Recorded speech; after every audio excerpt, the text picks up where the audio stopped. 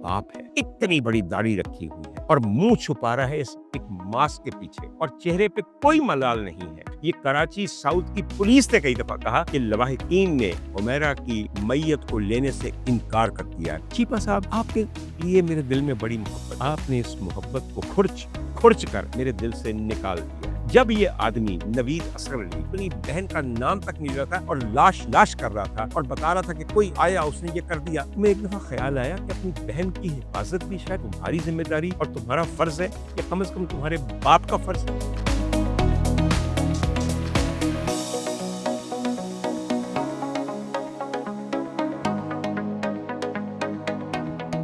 ख़वातीन हज़रात, loud speaker लिए आज डॉक्टर उमर आदिल थोड़ा सा अपनी रूटीन के अलावा आपकी खिदमत में हाजिर है। इसकी क्या वजह हो सकती है? मेरे पास कोई ब्रेकिंग न्यूज़ नहीं है, ना ही मैं कोई यहाँ पे न्यूज़ चैनल चलाता हूँ और ना ही इस मुल्क में कोई अच्छी खबरें ऐसी आती हैं कि जो आपके सामने ब्रेक करके और आपको बता के मैं बहुत सारी सनसनी बटोर सकूं, जैसा कि दुनिया जहान कर रही है। मेरे ऐसे बहुत सारे कॉलीग्स हैं जो पिछले तकरीबन 2.5-3 साल से हर वक्त अपने हर वीलॉग के अंदर फलानी जगह से बड़ी खबर आ गई, तबाही मच गई, ये हो गया, वो हो गया। हुजूर वाला, ये सिर्फ कैप्शंस की लाइनें हैं जो आपको अपनी तरफ मुतवज्जे करती हैं और सनसनी फैलाती हैं। 8 जुलाई को डिफेंस फेज 6 की एक बिल्डिंग के एक फ्लैट में से एक डेड बॉडी मिली है। जिस दिन से हुमैरा असगर अली की सोख्ता, decomposed, completely decimated dead body मिली है, मुझे लगता है कि हर डिजिटल कंटेंट क्रिएटर एक क्रिमिनोलॉजिस्ट बन गया है, बल्कि क्रिमिनल रिपोर्टर बन गया है, टॉक्सिकोलॉजिस्ट बन गया है, सोशियोलॉजिस्ट बन गया है, फोरेंसिक एक्सपर्ट बन गया है। जितने मुंह उतनी बातें, कितनी कितनी थेरीज सामने पेश की जा रही हैं। क्या ये खुदकुशी है? क्या ये कत्ल है? क्या ये तबई मौत है? क्या कोई और कॉन्स्पिरेसी हुई है? इसे किसने इस हाल तक पहुंचाया, क्योंकि हमें पता न चला। ख्वातीन हज़रात, याद रखिए, डॉक्टर उमर आदिल आपके सामने सिर्फ इसलिए हाजिर हुआ है कि मैं आपको अपना वर्डिक्ट और अपना स्टडीड फैसला दे दूं। याद रखिए कि हुमैरा असगर अली को एक बहुत बाअसर और बारसूख आदमी ने कत्ल किया है। वो सरगना है कातिलों का, मगर हुमैरा का कत्ल सिर्फ एक कातिल का मरहून मिन्नत या उसका कारनामा नहीं है। ये इज्तिमाई कत्ल है जिसमें बहुत सारे कातिल शामिल हैं। और हुमैरा की ट्रेजेडी ये है कि हुमैरा को कबल अज कत्ल भी इज्तिमाई ज्यादती का निशाना बनाया गया, कत्ल भी एक इज्तिमाई तौर पे किया गया, और बाद अज मर्ग भी आज तक वो, और न जाने कब तक वो, हमारी इज्तिमाई ज़्यादती का निशाना बनती रहेगी। आप कहेंगे ये उमर आदिल क्या बकवास कर रहा है? बताता हूँ क्या बकवास कर रहा है। आपके ख़्याल में एक तने-तनहा लड़की जो सिर्फ़ अपने ख़्वाब पूरे करना चाहती थी, जो अपनी ज़िंदगी को खुद जीना चाहती थी, अपनी मेहनत से शोहरत हासिल करना चाहती थी, जायज़ दौलत हासिल करना चाहती थी, उसका कसूर वाक़ई ये था, उसको किस-किस ने मिलके कत्ल नहीं किया? क्या उसके घर वालों ने उसके कत्ल में हिस्सा नहीं डाला, जो अपनी बेटियों से यूं यकसर लाताल्लुक हो गए? क्या इस इंडस्ट्री ने जिसमें वो काम करती है उससे एक खास किस्म की बेतनाई नहीं बरती? क्या हमारे यहाँ जो पेमेंट का सिस्टम है फनकारों को, उसने उसे कत्ल नहीं किया? क्या वहाँ उसके नेबर्स, चौकीदार और दीगर लोग जो वहाँ रहते थे, उन्होंने इस कदर अपनी आंखें बंद कर लीं, क्या वो उसके कत्ल में मुआविन नहीं थे? क्या हम लोग बहैसियत एक मुआशरा उसके कत्ल में शामिल नहीं हैं? और उसके बाद कितने ही लोग हैं जो उसके असल कातिल से डर के अपनी ज़बानें बंद किए हुए हैं।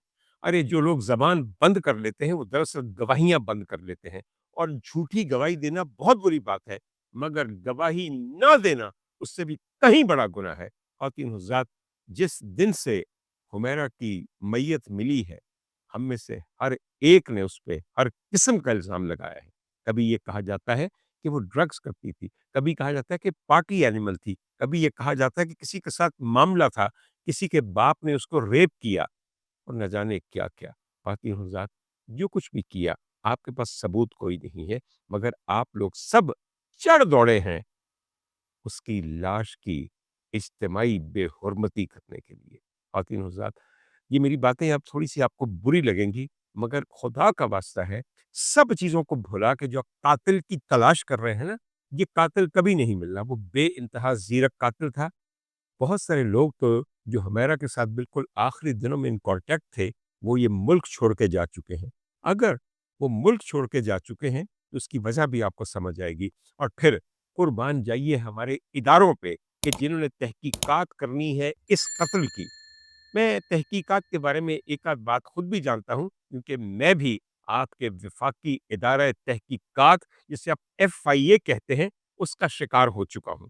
آپ کو خواتین حضرات سے بتاؤں کہ جو آپ کا یہ فیڈرل انویسٹیگیشن ایجنسی ہے اس کی تحقیق ہوتی کیا ہے؟ ہوتی ہی نہیں ہے۔ ایک نام دیا جاتا ہے کہ اس شخص کو ہر قیمت پہ پکڑ کے بغیر کسی اریسٹ وارنٹ کے، بغیر کسی ایف آئی آر کے، بغیر کسی چیز کے، بغیر کسی تحقیق کے اپنے عقوبت خانوں کے اندر دھوس دو اور اس کے بعد اس کو جیل پہنچا دو۔ میں خود اس کا شکار ہوں۔ میں آپ کو ایک دن بتاؤں گا کہ مجھ پہ لگائے گئے الزامات کی تحقیق کس نے کی اور کیوں نہیں کی، اور اس کے بعد مجھے گرفتار پہلے کیا گیا اور اس کے 2 دن کے بعد مجھ پہ ایف آئی آر بلا سوچے سمجھے، بلکہ بہت سوچ سمجھ کے آپ سے مشورہ کر کے پھر دسو کیڑی کیڑی پا دئیے وچ سیکشن کیڑا کیڑا دفعہ لا دئیے۔ خدا کی قسم لاہور ہائی کورٹ نہ ہوتا اور جج علی ضیاء باجوہ صاحب نہ ہوتے جنہوں نے اٹھا کر ایف آئی اے کے منہ پہ ماری میری ایف آئی آر اور کہا کہ کیا یہ تمام دفعات لگتی ہیں۔ خیر یہ الگ کہانی ہے، اس وقت کہانی ہم آپ کو سنا رہے ہیں حمیرہ اصغر علی کی، مگر کیا کروں جب بھی کسی کی کہانی سن کے دل دکھتا ہے تو میرے اپنے بھی زخم ہرے ہو جاتے ہیں، اور کم از کم اپنے زخم ہرے ہوتے دیکھ کر مجھے ان کے بارے میں آہو بقا کرنے کا حق حاصل ہے یا وہ بھی چھین لیے ہم سے آپ نے۔ اینی وے خواتین حضرات، ایک چیز بہت کہی جاتی ہے کہ حمیرہ نے ہو سکتا ہے خودکشی کی ہو یا اوور ڈوز کی ہو۔ ہاں بالکل کی ہو سکتی ہے، مگر کیا کچھ شواہد ملے ہیں آپ کو؟ کیا کوئی شیشی خالی ایسی تھی جب پتے ایسے تھے وہاں دوائیوں کے جسے کھا کے حمیرہ نے اوور ڈوز کیا ہو؟ اور اب آپ کہتے ہیں کہ نہیں، جب اس کا پوسٹ مارٹم کیا گیا ہے، اور پوسٹ مارٹم بھی کیا ہے، 10 مہینے پرانی لاش جو ایک مرطوب اور انتہائی گرم شہر کے ایک فلیٹ پہ پڑی رہی، اس کا کیا بچا؟ یقین کیجئے چاٹ گئے کیڑے اور آپ کے اپنے بیکٹیریا اس سے۔ ہمارے ہاں جب اوور ڈوز کی جاتی ہے تو ایک بات میں آپ کو بتاتا ہوں کہ پوسٹ مارٹم میں ہوتا کیا ہے۔ آپ لوگوں نے شاید کبھی پوسٹ مارٹم نہیں دیکھا، ہم سے پوچھئے جو پوسٹ مارٹم کرتے رہے ہیں اور دیکھتے رہے ہیں۔ پوسٹ مارٹم میں سب سے پہلے آپ کی کھوپڑی کا یہ اوپر والا حصہ کاٹ کے الگ کر دیا جاتا ہے، یعنی کہ دماغ کو ننگا کر دیا جاتا ہے، یہ دیکھنے کے لیے کہ دماغ کو کوئی ضرب لگی ہوئی ہے، کوئی سیریبرل کنفیوژن ہے، ایکسٹرا ڈیورل ہیماٹوما ہے، کوئی سب ڈیورل ہیماٹوما ہے، کوئی بلیڈنگ ہے جو آپ کے دماغ کے ارد گرد ہے۔ اچھا جب وہاں کچھ نہیں ملتا، کھا کر کے وہ ٹوپی واپس رکھ دی جاتی ہے کھوپڑی کی، اور موٹے موٹے ٹانکے بھر کے بند کر دیا جاتا ہے۔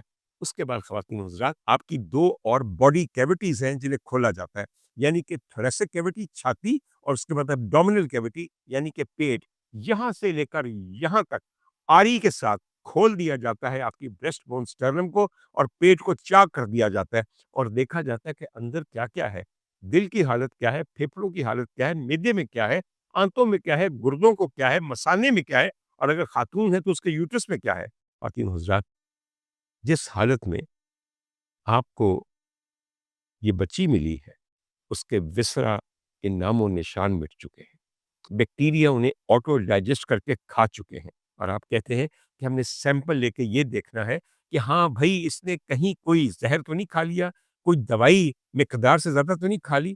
چھوڑیے، آپ نے انویسٹیگیشن کر لی، ایک چھوٹی چھوٹی چند باتیں ہیں جن کا میں ذکر کرنا چاہتا ہوں اس سے پہلے کہ میں پھر دوبارہ آپ کی اوٹوپسی کی طرف آؤں۔ کسی نے یہ سوچا کہ سی ڈی آر لوکیشن نکالتے ہیں؟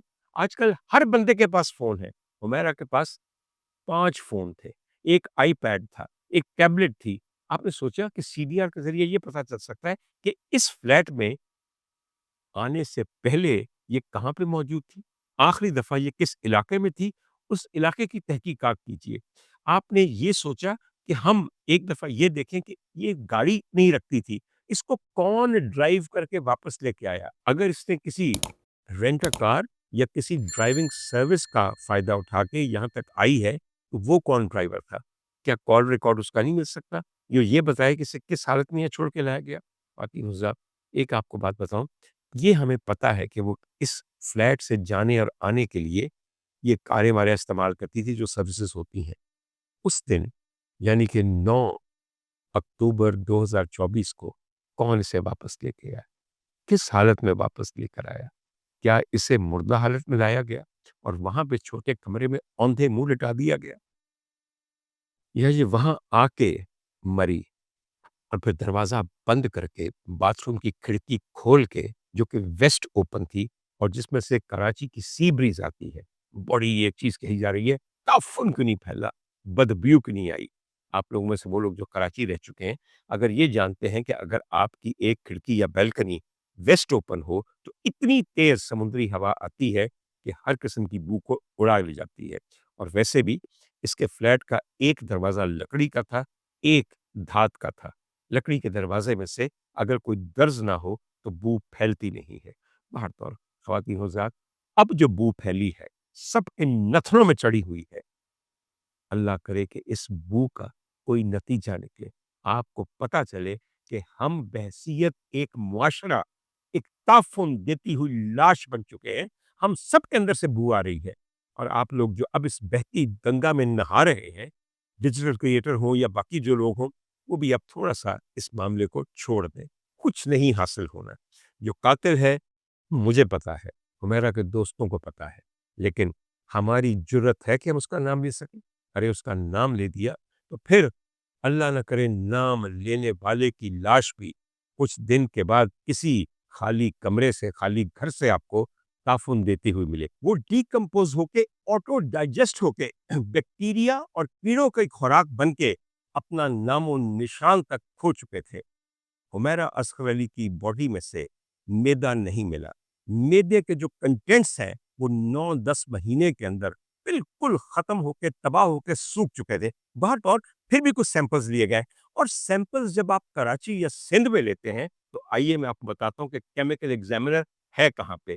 कराची में हम अच्छी तरह जानते हैं कि बिलावल जरदारी, उनके वालिद, उनकी वालिदा की हुकूमतें पिछले 30-35 साल से कंटिन्यूसली जारी हैं और बहुत से लोगों के कत्ल में और अपने रिश्तेदारों के कत्ल में, खैर मैं अब क्या कहूँ, बहुत सारे ऐसे कत्ल हैं जो भुट्टो खानदान के इस दौरान हुए हैं, वो उनकी बेटी हो या उनका बेटा हो। मगर हुकूमत सिंध ने पिछले 35 साल के अंदर कभी ये ज़हमत गवारा नहीं की कि सिंध में किसी की मौत की वजह पता करने के लिए हम एक फोरेंसिक लैब बना लें सूबाई सतह पे। आज भी आपको मुबारक हो कराची वालों, बहुत जिक्र किया जाता है कि NICVD बन गया है और फला बन गया है। अरे मरने वालों को भी एक दफा ये चांस दो कि वो बेनाम ना मर जाए करें, पता चला जाए कि उनके साथ किसी ने क्या ज्यादती करके उनकी जिंदगी के चिराग गुल कर दिए हैं। तो अगर आपके यहाँ कोई कत्ल कराची में होता है, आप उसका केमिकल एग्जामिन करना चाहते हैं, फोरेंसिक लैब में भेजना चाहते हैं, तो वो कराची से बहुत दूर पंजाब की फोरेंसिक लैब के अंदर स्पेसिमेन भेजा जाता है। फिर पंजाब की फोरेंसिक लैब यहाँ हफ्तों बैठ के, क्योंकि बड़ी लंबी लाइन है, उसको एग्जामिन करती है। अगर आपका बहुत ज्यादा हाई प्रोफाइल केस भी हो, जो कि मीडिया के अंदर दमादम कर रहा हो, फिर भी हफ्तों लग जाते हैं। मैं आपको एक मिसाल देता हूँ। आपकी वैसे याददाश्त की बहुत थोड़ी है, याद करवाता हूँ आपको। एक लड़का है, उसका नाम आपको याद करवाता हूँ। उसका नाम था अरमगान। याद है आपको? किसी को याद नहीं है। उसके बाप का नाम बताता हूँ, कामरान कुरैशी, बदतमीज़, बददिमाग, बदज़बान आदमी। वो याद है आपको? आइए, एक और लड़का आपको बताता हूँ, मकतूल, जिसकी लाश को कत्ल करने के बाद जलाने की कोशिश की गई, करके जला दिया गया। उसका नाम था आमिर मुस्तफ़ा। आज किसी को याद है? इसी साल की बातें हैं। अरे! आप लोगों ने कैसे मज़े और चस्के लिए हैं इस मौत में से। इसमें ड्रग्स आ गए, इसमें फलाँ आ गया, इसमें IT नेटवर्क आ गया। याद है इसमें साजिद हसन भी आ गया था, उसका बेटा भी आ गया था। 4 दिन, जब तक आप एक खबर का दूध निचोड़-निचोड़ के अपनी आप बाल्टियाँ भर सकते हैं ना, तब तक तो आपको याद रहता है। आज किसी को याद है? इस सिलसिले में मैं जो बात आपके सामने पेश कर रहा हूँ, वो जो केमिकल एग्ज़ामिनेशन के लिए आमिर मुस्तफ़ा मकतूल के जिस्म के हिस्से और सिक्रीशंस भेजी गई थीं, वो तकरीबन 7 हफ्ते के बाद उनका नतीजा आया और 7 हफ्ते के बाद आपकी याददाश्त और मेरी याददाश्त और हमारे मुल्क की इज्तिमाई याददाश्त इस खबर से बोर हो चुकी थी। आज मैं अगर आपसे पूछूं कि क्या अरमगान पे फर्द जुर्म आयद हो गई है? किसी के पास जवाब है? बताइए। کسی کے پاس جواب نہیں ہے، کیونکہ خبر یہاں چند روزہ، چند ہفتوں کی ہوتی ہے، اس کے بعد ایک اور قتل ہو جاتا ہے، ایک اور سکینڈل آ جاتا ہے، اور آپ اس کے مزے لینے شروع ہو جاتے ہیں۔ آئیے واپس چلتے ہیں۔ جو چیزیں کیمکل ایگزامینیشن کے لیے یہاں پہ آئی ہیں، وہ حکومت سندھ کی پچھلی 30-35 سالہ کارکردگی کی وجہ سے اب حکومت پنجاب کی ایک لیب کی مرہون منت ہے۔ تو جب کبھی ان کا رزلٹ آئے گا تب دیکھا جائے گا۔ اور آپ اچھی طرح جانتے ہیں کہ ہمارے ہاں اگر کوئی چیز کیمیکلی ایگزامن بھی ہو جائے تو اس کو کرمنلی چینج کر کے ایک نئی رپورٹ اپنے مرضی اور منشا کی بھیجی جاتی ہے۔ آپ کے وقت کے منصف اعلیٰ کسی پرائیویٹ کمرے سے ایک شراب کی بوتل اگر چھاپا مار کے دریافت کریں اور برآمد کریں تو اس کی رپورٹ یہ آتی کہ نہیں، ارے وہ تو وہ شہد ہے جو جنت کی نہروں میں نعوذ باللہ بہہ رہا تھا۔ نعوذ باللہ، نعوذ باللہ۔ شہد کے علاوہ سرکہ کہہ دیتے، کم از کم میرے مذہبی اور روحانی جذبات کا اس طرح استحصال نہ ہوتا۔ اور یہ ذات اگلی بات، حمیرہ کے اجتماعی قاتلوں کے اندر وہ تمام لوگ شامل ہیں جن کا تعلق ڈائریکٹلی حمیرہ اصغر علی کے ساتھ تھا۔ سب سے پہلے بات کرتے ہیں اس کی فیملی کی۔ جیسے جیسے واقعہ آگے بڑھ رہا ہے، ہر روز ہمیں یہ پتہ چل رہا ہے کہ کس قدر ڈس فنکشنل فیملی تھی، اور اس بیچاری نے اپنے اہل خانہ کے ہاتھوں کیسی کیسی تکلیفیں اٹھائی ہوئی ہیں۔ خواتین حضرات، صرف چھوٹی سی بات اس میں یاد رکھیے گا، مجھے کسی کی فیملی یا خاندانی مسائل میں نہیں الجھنا، خدا تعالیٰ ہر ایک کا پردہ رکھے، مگر میں سوچتا ہوں کیا باپ ہے، اتنی بڑی داڑھی رکھی ہوئی ہے اور منہ چھپا رہا ہے اس ایک ماسک کے پیچھے، اور چہرے پہ کوئی ملال نہیں ہے، اور بار بار جھوٹ بول رہا ہے۔ ڈاکٹر صاحب، فوج سے آپ کا تعلق ہے، طب سے آپ کا سنا تعلق ہے، یا شاید اسی وجہ سے آپ کو شرم نہیں آتی جھوٹ بولتے ہوئے، وہ بھی اپنی بیٹی کی سوختہ میت کے اوپر، کہ نہیں بھی ابھی تو میڈیسن ہونا تھا تو ہم نے کب کہا کہ ہم اسے لاش نہیں چاہتے؟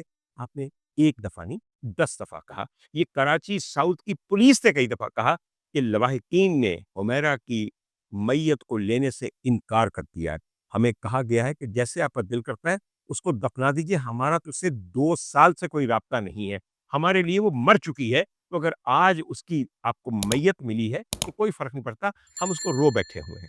پھر یہ ماسک پہننے کی کیا ضرورت تھی؟ اس لیے کہ آپ کا چہرہ، آپ کے الفاظ، آپ کے تاثرات نے بتانا تھا کہ آپ باپ نہیں، آپ قاتل ہیں اپنی بیٹی کے، صرف اس کی جسم کے قاتل نہیں ہیں، اس کی امنگوں، آرزوؤں، ارمانوں اور خوابوں کے قاتل ہیں۔ کیا آپ کو حمیرہ نے یہ نہیں کہا تھا کہ وہ ماڈلنگ میں جانا چاہتی ہے، ایکٹنگ کرنا چاہتی ہے؟ سر، یہ بازار حسن نہیں ہے، یہ ایک بہت بڑا شعبہ ہے ہمارے ہاں آرٹس کا۔ اور آپ نے اپنی بیٹی کو جب NCA میں داخلے کی اجازت دی تھی تو آپ کا کیا خیال تھا کہ وہ بچی نیشنل کالج آف آرٹس جیسی عمدہ درسگاہ میں جا رہی ہے، وہاں سے نکل کے کیا کرے گی؟ منہ سر باندھ کے لوگوں کے ہاں جا کے درس دیا کرے گی؟ زندہ رہنے کی اجازت دیجیے اپنے بچوں کو اپنے آپ کو ایکسپلور کرنے کی اجازت دیجیے، کھلے دل سے دیجیے، اپنے بچوں کو اذن تکمیل ذات دیجیے، اپنی ذات کی تکمیل کا کھلے دل سے، بڑے پیار سے مکمل اجازت نامہ دیجیے تاکہ وہ اپنی زندگی اور اپنے خواب جی سکیں۔ ڈاکٹر صاحب، آپ نے نہ صرف یہ کیا بلکہ آپ کے ہاں ایک فتنہ ہے، اور وہ فتنہ ہے آپ کا بیٹا ڈاکٹر نوید اصغر علی۔ اس لڑکے کو میں فتنہ اس لیے کہہ رہا ہوں، اور میں کبھی بھی نہ کہتا اگر میں اس کی پریس کانفرنس نہ سنتا۔ پریس کانفرنس میں نوید اصغر صاحب جو اپنی بہن کی میت لینے آئے ہوئے تھے اور ایک کوہرام مچا ہوا تھا، ان کا جو سٹانس تھا وہ یہ تھا کہ یہ جو سارا میڈیا ہے اور جو ہم لوگ سب ہیں، ہم نے یہ کیوں نہیں سوال کیا، ہم یہ کیوں کر رہے ہیں، تم نے یہ کیوں نہیں پوچھا؟ چابی میرے پاس 2 تھی، میرے پاس اپنی امی کو چابی دیتا، چابی ہے تو ایڈا، اگر تو آپ سائنسداں تے جاسوس ہے، آپ آ کے اپنی بہن کے قتل کا معمہ حل کروائیں، اور اس سلسلے میں سب سے پہلے اپنی مدعیت میں یا اپنے باپ کی مدعیت میں اس معصوم مقتول لڑکی کے قتل کا مقدمہ درج کریں تاکہ ہمیں پتہ چل سکے کہ کس کربناک طریقے سے حمیرہ کی جان لی گئی ہے۔ آج نواں دن ہے جب میں آپ کے سامنے یہ ویلاگ پیش کر رہا ہوں۔ ابھی تک حمیرہ کی فیملی میں سے، جہاں باپ بھی ہے، 2 بھائی بھی ہیں، ماں بھی ہے، کسی نے اپنی مدعیت کے اندر حمیرہ کے قتل کی کوئی FIR درج نہیں کروائی۔ اور نہ ہی اس کا ذکر کیا ہے۔ اور جہاں تک ان صاحب کا تعلق ہے ڈاکٹر نوید اظہر علی صاحب کا، ان کی باڈی لینگویج، ان کا لہجہ اس قدر گھٹیا تھا، کیونکہ الزام وہ خود کو نہیں دے رہے تھے کہ ہم نے اپنی بہن کو تنے تنہا کراچی جیسے شہر، کراچی جیسے جنگل میں چھوڑ دیا اور 10 مہینے سے اس کی خبر تک نہ لی کہ زندہ ہے یا مر گئی، اور اب ساریاں متاں سانو دینیاں شروع کر دیتی ہیں۔ وہ پائی تو اپنی جگہ گوندا ہوئے گا، مگر تو ہن ننگا ہو چکے ہے، اور ننگ پن چھپان واسطے اپنے منہ پہ بالکل جو جنازے والے دن باپ نے منہ پہ پورا نقاب کیا تھا، یہ پریس کانفرنس میں ماسک پہن کے آگے تھے۔ کراچی میں کورونا پھیلا ہوا، یا اس موسم کے اندر کوئی اور سانسوں کی بیماری ہے کہ وہاں ہر بندہ کھڑا تھا منہ سر کھول کے، مگر آپ نے اپنا پورا چہرہ چھپایا ہوا تھا ماسک کے پیچھے، اور اس کے بعد ایک دفعہ اس پریس کانفرنس میں یہ کہا میری بہن اس طرح مر گئی ہے، مجھے بہت دکھ ہے۔ ایک دفعہ نہیں۔ اور جب بھی حمیرہ کی ڈیڈ باڈی کا، اس کی میت کا ذکر ہوا، اس آدمی نے کہا لاش، اس لڑکی کی لاش، اس لڑکی کی لاش۔ حضور والا، لاشیں تو میدان جنگ میں ہوتی ہیں دشمنوں کی، اپنے عزیزوں کی، اپنی دودھ شریک، اپنی ہمشیراؤں کی ڈیڈ باڈیز کو کم از کم میت کہنا زیادہ قابل احترام تھا۔ میں اس لیے کہہ رہا ہوں کہ تم تو ننگے ہو گئے کہ تم نے اپنے پورے خاندان، اپنے پورے بہن بھائیوں کو اور ان کی زندگیوں کو اور ان کے بچوں کی زندگیوں کو تباہ کر دیا۔ ثبوت میں بتاتا ہوں، تمہارا بڑا بھائی ہے سہیل اصغر، اس کو کون ٹیکے لگا رہا ہے؟ اس کو کس نے مفلوج کر کے رکھ دیا ذہنی طور پہ؟ وہ کچھ نہیں کر سکتا۔ اس کا اپنا انٹرویو ہر جگہ گردش کر رہا ہے کہ یہ آدمی مجھے ایسی دوائیاں دیتا ہے جس کے بعد میں سوائے خوار ہوتا ہوں، بے ہوش ہو جاتا ہوں، سو جاتا ہوں، کچھ نہیں کر سکتا۔ اس کی بیوی ہے جس کے بارے میں تم تو جو مرضی کہتے ہو، بیوی خود کہتی ہے کہ تم نے بحیثیت دیور اسے دھکے دے کے، اور تمہارے باپ نے بحیثیت سسر اسے دھکے دے کے 2 جوان بچوں کی ماں کو گھر سے نکال دیا گیا، اور اس پہ الزام لگائے گئے عصمت فروشی کے۔ کیا عمدہ بات ہے!